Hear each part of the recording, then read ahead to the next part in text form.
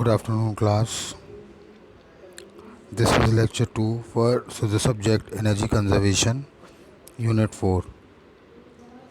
In this lecture, we will discuss from where we have left in the earlier lecture. In earlier lecture, we have discussed about pump and reciprocating pump and functioning of reciprocating pump. Now, in this lecture, we will discuss about energy saving opportunities in pumps. The following energy saving opportunities are identified for enhancing energy efficiency of pumps. देखिए यहाँ पे वो ये कह रहा है कि हम कई सारे हमारे पास अपॉर्चुनिटीज़ होती हैं जिनकी पहचान की गई है पंप्स की एफिशिएंसी को बढ़ाने के लिए। तो पहला पॉइंट वो बता रहा है इंश्योर, हमें पक्का करना चाहिए adequate NPSH at site of installations. Ensure availability of basic instruments at pumps like pressure gauges, flow meters. हमें इस बात को पक्का करना चाहिए कि पंप्स के बेसिक इंस्ट्रूमेंट जैसे कि प्रेशर गेज, फ्लो मीटर्स की उपलब्धता हो। Operate pumps near best efficiency point, pumps को सबसे सही पॉइंट पे हमें ऑपरेट करना चाहिए या लगाना चाहिए। Modify pump system and pump losses to minimise throttling, हमें बदलाव करना चाहिए पंपिंग सिस्टम में ताकि पंप के अंदर लॉसेस ना हो और पंप थ्रॉटल ना करे। थ्रॉटलिंग एक ऐसा फिनोमेना होता है जहाँ पे क्या है एफिशिएंसी का लॉस होता है, क्योंकि मोटर या पंप क्या है अपनी जगह से हिलता है। Adapt to wide load variation with variable speed drivers और sequence control of multiple units, हमें अगर हमारा लोड ज़्यादा है तो लोड वेरिएशन को अडेप्ट करने के लिए अलग अलग स्पीड ड्राइव्स लगानी चाहिए। ये बात उसने बताई है। नेक्स्ट पॉइंट में वो कह रहा है stop running multiple pumps, add an auto start for an online spare और add a booster pump in the problem area. वो कह रहा है हमें मल्टीपल पंप्स नहीं लगाने चाहिए, जबकि हमें उसकी जगह बूस्टर का इस्तेमाल करना चाहिए। Use booster pumps for small loads requiring high pressures, जहाँ पे ज़्यादा प्रेशर की ज़रूरत है वहाँ पे बूस्टर पम्प्स लगाए जाने चाहिए छोटे लोड्स के लिए।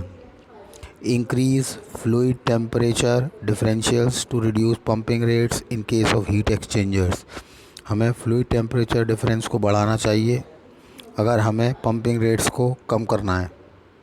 Repair seals and packaging to minimise water loss by dripping, पानी अगर टपक के या पानी अगर बह के उसका लॉस हो रहा है तो हमें उसको दूर करना चाहिए सील्स को ठीक करके और नई पैकिंग को लगा के। Balance the system to minimise flow, system को बैलेंस करना चाहिए फ़्लो को मिनिमाइज़ करके, कम करके। And reduce pump power requirements, और पावर की रिक्वायरमेंट्स को, पावर की जो रिक्वायरमेंट्स हैं पंप की उनको कम करना चाहिए। Avoid pumping head with a free fall return gravity, conduct water balance to minimise water consumption, water consumption को कम करने के लिए वाटर बैलेंस हमें करना चाहिए। Avoid cooling water recirculation in diesel generator sets, air compressors, refrigeration systems, cooling tower fed water pumps, condenser pumps and process pumps, हमें जो पानी ठंडा करने के लिए हम चलाते हैं डीजल जनरेटर्स में, एयर कंप्रेसर्स में, उसको अवॉइड करना चाहिए, उसका रीसर्कुलेशन नहीं करना चाहिए, नया ही पानी का इस्तेमाल करना चाहिए। यहाँ पे वो ये बात कह रहा है। In multiple pump operations carefully combine the operation of pumps to avoid throttling, अगर हम एक से ज़्यादा या कई पंप लगा रहे हैं तो हमें थ्रॉटलिंग को हटाने के लिए कई सारे पंप्स को सावधानीपूर्वक जोड़ना चाहिए। Provide booster pumps for few areas of higher head, हमें बूस्टर पंप्स लगाने चाहिए जहाँ पे ऊंचाई तक अगर हमें पानी पहुँचाना है तो। Replace old pumps by energy efficiency pumps, जो पुराने पंप्स हैं उनको नए एनर्जी एफिशिएंट पंप्स के साथ बदलना चाहिए।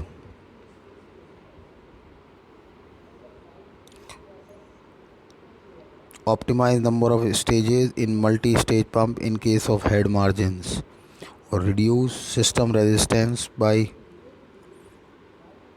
reduce system resistance by pressure drop assessment and pipe size optimize। और हमें सिस्टम की रेजिस्टेंस को कम करना चाहिए प्रेशर को कम करके और पाइप के साइज़ को ठीक करके, उपयुक्त करके। अब नेक्स्ट डिवाइस पे चलते हैं जो हमारे सिलेबस में है, that is compressors. Air compressors are some of the most necessary appliances found at construction site as they can be used as a power source for electric tools. There are many different types of air compressors, each with its own unique capabilities and drawback। वो कह रहा है air compressors सबसे ज़्यादा ज़रूरी उपकरण हैं जो अलग अलग कंस्ट्रक्शन साइट्स पे मिलते हैं और पावर का यूज़ करते हैं, पावर का सोर्स होते हैं या पावर की ऊर्जा का साधन होते हैं, ऊर्जा का स्रोत होते हैं कई सारे इलेक्ट्रिक टूल्स के लिए, उपकरणों के लिए। There are many different types of air, कई तरीके के एयर कंप्रेसर्स वो कह रहा है अवेलेबल हैं, each with their own unique capability, और सबकी अपनी क्षमताएं और अपनी कमियां होती हैं। Air compressors are categorised as I positive displacement और डायनेमिक डिस्प्लेसमेंट। एयर कंप्रेसर्स को विभाजित किया गया है दो तरीके से, या तो वो पॉजिटिव डिस्प्लेसमेंट होंगे या डायनेमिक डिस्प्लेसमेंट होंगे, based on their internal mechanism, जो कि उनके अंदरूनी कार्य करने की क्षमता के ऊपर निर्भर करता है। The four most common types of air compressors are, चार सबसे प्रचलित एयर कंप्रेसर्स हैं, rotary screw compressor, reciprocating air compressor, axial compressor और सेंट्रीफ्यूगल कंप्रेसर। अब आगे चलते हैं इसमें। देखिए यहाँ ये पॉजिटिव डिस्प्लेसमेंट कंप्रेसर आपको इस फिगर में दिखा रहा है। यहाँ पे कुछ फीचर्स बताए हैं उसके उसने। Umbrella term for compressors that are powered via positive air displacement. इनके लिए अम्ब्रेला शब्द का यूज़ किया जाता है क्योंकि ये पॉजिटिव एयर डिस्प्लेसमेंट का इस्तेमाल करते हैं और इनके यहाँ ये उपयोग किए वो हैं that can be use for variety of construction needs. Construction यहाँ पे हो रहा है, जहाँ बन रहा है, यहाँ पे निर्माण हो रहा है, ऐसे क्षेत्रों में इनका इस्तेमाल होता है। Positive displacement compressors encompasses a variety of different air compressors that generate power via displacement. Positive air compressors के अंदर पावर या शक्ति बनती है एयर डिस्प्लेसमेंट से, हवा को डिस्प्लेस करके। Air compressors in this category work with different internal mechanism. Air compressor, इस तरीके के एयर कंप्रेसर्स जो होते हैं वो अलग अलग उनके कार्य करने की प्रणाली होती है, but the principle for each सबका सिद्धांत एक ही होता है। A cavity inside the machine stores the air. एक जगह होती है, खाली जगह होती है जहाँ पे क्या है, हवा रखी रहती है जो हवा को इकट्ठा करती है, ब्रॉड फ्रॉम आउटसाइड, जो कि हम बाहर से लेते हैं, एंड देन स्लोली कंप्रेस, और फिर बाद में उसको धीरे धीरे कंप्रेस करके दबा के उसका प्रेशर हम बढ़ाते हैं। Compresses the cavity to increase the air pressure and potential energy. और जब उसका एयर प्रेशर बढ़ता है हवा का तो उसकी पोटेंशियल एनर्जी भी बढ़ती है। अब दूसरे टाइप के एयर कंप्रेसर पे चलते हैं जो है रोटरी स्क्रू कंप्रेसर। जैसा कि आप देख सकते हैं फिगर में, इसके फीचर्स इसने बताए। Common type of displacement compressor that works via two internal rotors. ये एक कॉमन प्रचलित तरीके का एयर कंप्रेसर है जो काम करता है दो इंटरनल रोटर्स, दो अलग अलग इसके अंदर रोटर्स हैं जो घूमते हैं, जिससे ये काम करता है। Design for continuous use at large construction site. ये इसका उपयोग का क्षेत्र है, ये बनाया गया है ऐसी जगहों पे जहाँ पे बड़े स्तर का निर्माण कार्य होता है। Common type of displacement compressor. A common type of displacement compressor, rotary screw compressor are some of the easiest types of air compressors to take care of। ये एयर कंप्रेसर सबसे आसान होते हैं as they are equipped with an internal cooling system, क्योंकि इनके अंदर एक अंदरूनी कूलिंग सिस्टम होता है, and do not require much maintenance, और इनको ज़्यादा देखभाल की आवश्यकता नहीं पड़ती। They are typically large industrially sized machine। ये आमतौर पे बड़ी इंडस्ट्री साइज मशीन होती हैं, औद्योगिक मशीनें होती हैं। That can be either lubricated with oil, जिनको हम लुब्रिकेट या कर सकते हैं ऑयल से, और रन ऑयल फ्री, या फिर उन्हें बिना ऑयल के भी चलाया जा सकता है। Rotary screw air compressors generate energy via two internal rotors. Rotary screw air compressor जो होते हैं वो ऊर्जा का उत्पादन करते हैं दो इंटरनल रोटर की मदद से जो अलग अलग दिशाओं में घूमते हैं। They turn in opposite direction. The air gets traps inside the two opposing rotors. हवा जो होती है ये हवा इन दो अलग अलग दिशा में घूमने वाले रोटर्स के बीच में फंस जाती है या रुकती है या उसको रोका जाता है। एंड बिल्ड्स अ प्रेशर, और फिर उसके अंदर प्रेशर बनता है विद इन द हाउसिंग, उस केसिंग या उस हाउसिंग के अंदर जहाँ पे हवा को हमने रोका है। बिकॉज ऑफ द आगे देखिए, because of the internal cooling system, अब क्योंकि उसके अंदर अपना ही इंटरनल कूलिंग सिस्टम है, the air compressors are design for continuous use. ये एयर कंप्रेसर लंबे समय तक लगातार यूज़ किए जा सकते हैं। And range in power from, और इनकी पावर की क्षमता 5 HP से 350 HP, 5 हॉर्स पावर से 350 हॉर्स पावर तक होती है। अब आगे चलते हैं, रेसिप्रोकेटिंग कंप्रेसर्स देखते हैं। जैसा कि आप फिगर में देख रहे हैं, इसके की फीचर्स बताएं। Common type of displacement compressor that works via piston inside a cylinder. ये भी एक कॉमन प्रचलित एयर कंप्रेसर है जो काम करता है पिस्टन और सिलेंडर के मूवमेंट से। इसके उपयोग का क्षेत्र है, ये छोटी जगहों पे यूज़ किया जाता है जैसे कि घरों में, और ये कंटिन्यूस यूज़ के लिए नहीं है, लगातार आप इसका इस्तेमाल नहीं कर सकते। Another popular type of displacement compressor is reciprocating compressor। देखिए पहले वो बता रहा है एक दूसरे टाइप का कंप्रेसर है जिसको डिस्प्लेसमेंट कंप्रेसर या रेसिप्रोकेटिंग कंप्रेसर कहते हैं। ये डिस्प्लेसमेंट कंप्रेसर है।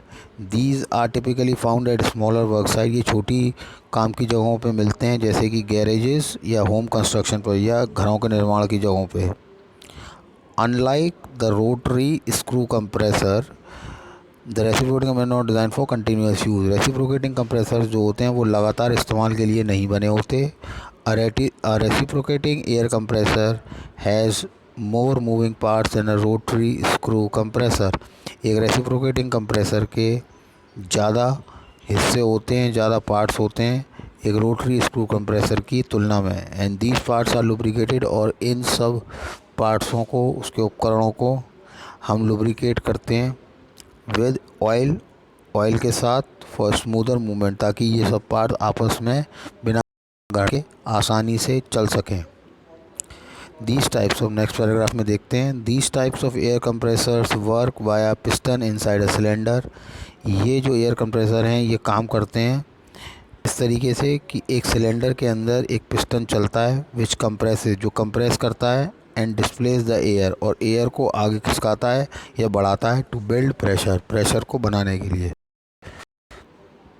Reciprocating compressors can come in single और multi stage variation. Reciprocating compressors जो होते हैं वो सिंगल स्टेज या मल्टी स्टेज हो सकते हैं which affects the pressure ranges they can achieve. और ये प्रेशर अलग अलग प्रेशर रेंज हमें इनसे मिलती है। कहने का मतलब क्या है, सिंगल स्टेज हमें कम प्रेशर प्रदान करते हैं जबकि मल्टी स्टेज कंप्रेसर्स हमें ज़्यादा प्रेशर प्रदान करते हैं। When you need more power, देखिए लिखा भी है आगे, जब आपको ज़्यादा पावर की ज़रूरत होती है the multi stage compressor is the way. Multi stage compressor का ही चुनाव किया जाता है। While single stage compressor will do the job for smaller project, कि सिंगल स्टेज कंप्रेसर देखिए छोटे कामों के लिए इस्तेमाल होते हैं जैसे कि लकड़ी के काम के लिए या मेटल के काम के लिए। Multi stage compressor provide power needed for intense construction. जो कठोर या कठिन कार्य हैं उनके लिए मल्टी स्टेज कंप्रेसर का इस्तेमाल होता है जैसे कि ऑटो असेंबली, गाड़ियों को बनाने के लिए। And multi stage reach up to 30 horse power, और इनकी क्षमता 30 हॉर्स पावर तक होती है। अब आगे चलते हैं दूसरे लास्ट वाले compressors that are dynamic compressors. Dynamic compressors are also known as turbo और सेंट्रीफ्यूगल कंप्रेसर्स। डायनेमिक कंप्रेसर को टर्बो और सेंट्रीफ्यूगल कंप्रेसर्स भी कहा जाता है। They utilise rapidly rotating blades to draw in air. ये इस्तेमाल करते हैं बड़े बड़े घूमते हुए ब्लेड्स का हवा को खींचने के लिए। इनका उपयोग होता है लार्ज स्केल प्रोजेक्ट्स में जैसे कि केमिकल प्लांट्स और स्टील मैन्युफैक्चरिंग प्लांट्स में।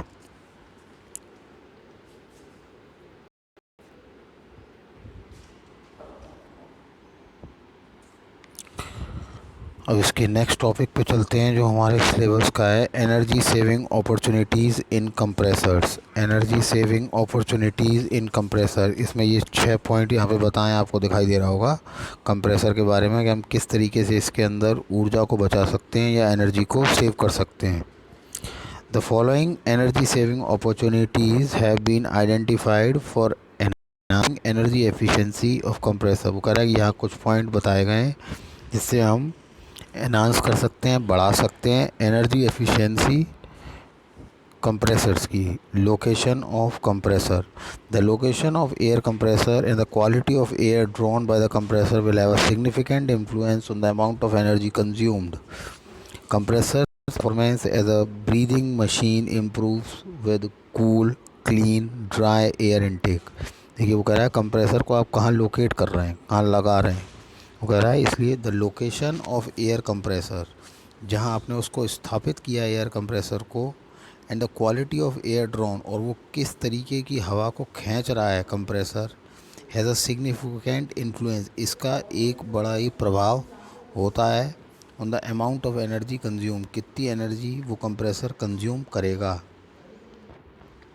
वो कह रहा है कि कंप्रेसर अगर अच्छी ठंडी साफ़ और सूखी हवा को लेगा तो उसकी परफॉर्मेंस ज़्यादा अच्छी होगी। Cool air intake as a thumb rule, वो कह रहा है अगर every 4 degree rise in inlet air temperature results in a higher energy consumption by 1% to achieve equivalent output. वो कह रहा है कि अगर हवा का तापमान 4 डिग्री बढ़ेगा तो 1% आउटपुट के अंदर एनर्जी कंजम्पशन क्या है, बढ़ जाएगा, ज़्यादा हो जाएगा।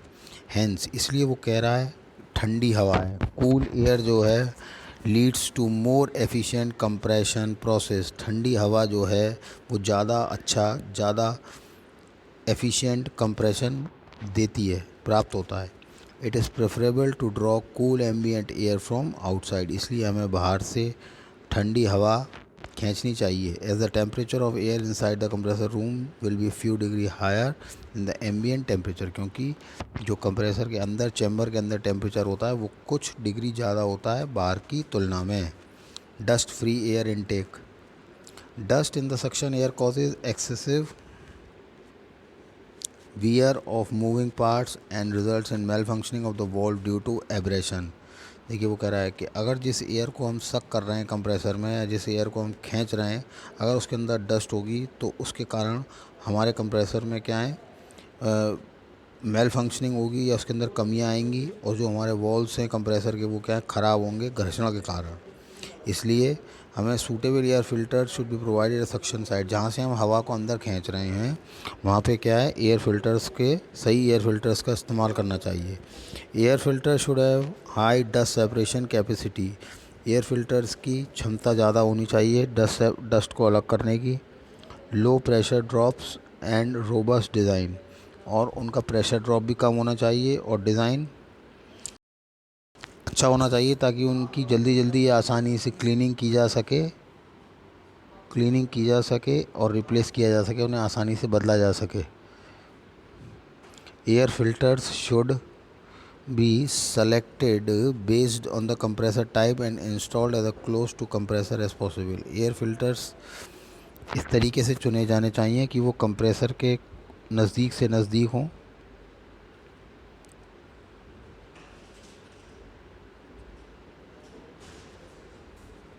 अच्छा, फिर उसने आगे बताया है, ये एडवाइस दी जाती है, ये सलाह दी जाती है कि हमें एयर इनलेट्स को रेगुलर इंटरवल, समय समय पे साफ़ करना चाहिए, क्लीन करना चाहिए, ताकि मिनिमम प्रेशर ड्रॉप्स हों। नेक्स्ट पॉइंट पे चलते हैं, dry air intake. Atmospheric air always contain some amount of water vapour. वो कह रहा है कि वातावरण में जो हवा होती है उसके अंदर हमेशा कुछ ना कुछ वाटर वेपर या मॉइस्चर होता है, depending on the relative humidity, जैसी उस क्षेत्र की आर्द्रता होती है। Being high in wet weather, और यही ह्यूमिडिटी, यही आर्द्रता क्या है, बढ़ जाती है जब मौसम गीला होता है। The moisture level will also be high if air is drawn from a damp area। वो कह रहा है मॉइस्चर लेवल ज़्यादा होती है अगर हम हवा को खींच रहे हैं किसी डैम्प एरिया में से, किसी दलदली एरिया में से, या किसी जहाँ पे पानी की मात्रा। For example locating compressor close to cooling tower, a dryer exhaust is to be avoided. वो कह रहा है अगर आप कंप्रेसर लगा रहे हैं किसी कूलिंग टावर के पास तो ड्रायर एग्जॉस्ट क्या है, हटाया जाएगा, नहीं लगाया जाएगा वहाँ पे। The moisture carrying capacity of air, ये जो मॉइस्चर होता है हवा के अंदर, इससे temperature with rise in temperature and decrease with increase in pressure. ये क्या है, जो मॉइस्चर कैरिंग कैपेसिटी होती है हवा की, वो बढ़ जाती है जैसे ही टेम्परेचर बढ़ता है और कम हो जाती है जब प्रेशर बढ़ता है। Therefore location of compressor should be selected such that it would have dry air at intake side. इसलिए हमें कंप्रेसर को ऐसी जगह पे लगाना चाहिए जहाँ पे हमें सूखी शुष्क हवा मिले कंप्रेसर में अंदर खींचने के लिए, सक्शन के लिए।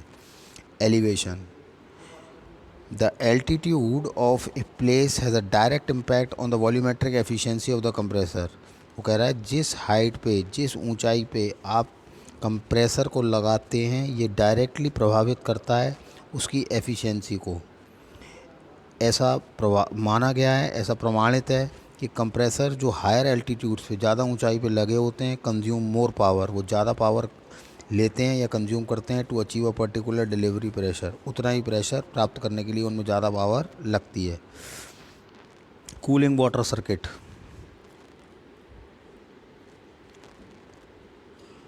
Most of the industrial pressures are water cooled. वो कह रहा है ज़्यादातर इंडस्ट्रियल कंप्रेसर्स वाटर कूल्ड होते हैं, पानी से ठंडे किए जाते हैं।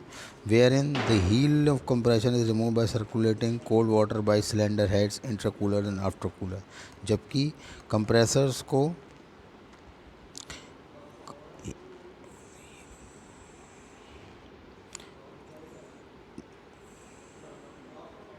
वो कह रहा है ज़्यादातर औद्योगिक कंप्रेसर जो होते हैं वो पानी से ठंडे किए जाते हैं और इन सिलेंडर हेड्स को बहते हुए पानी से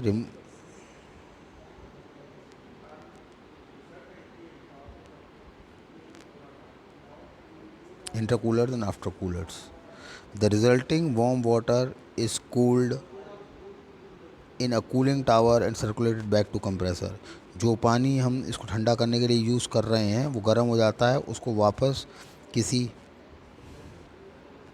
टावर में ठंडा करके दोबारा से भेज दिया जाता है कंप्रेसर में सर्कुलेट होने के लिए। The compressed air system perform depend upon effectiveness of intercooler after cooler which is turn and depend on cooling water flow and temperature.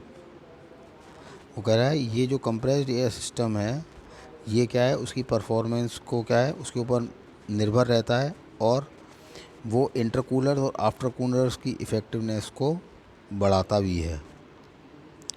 ये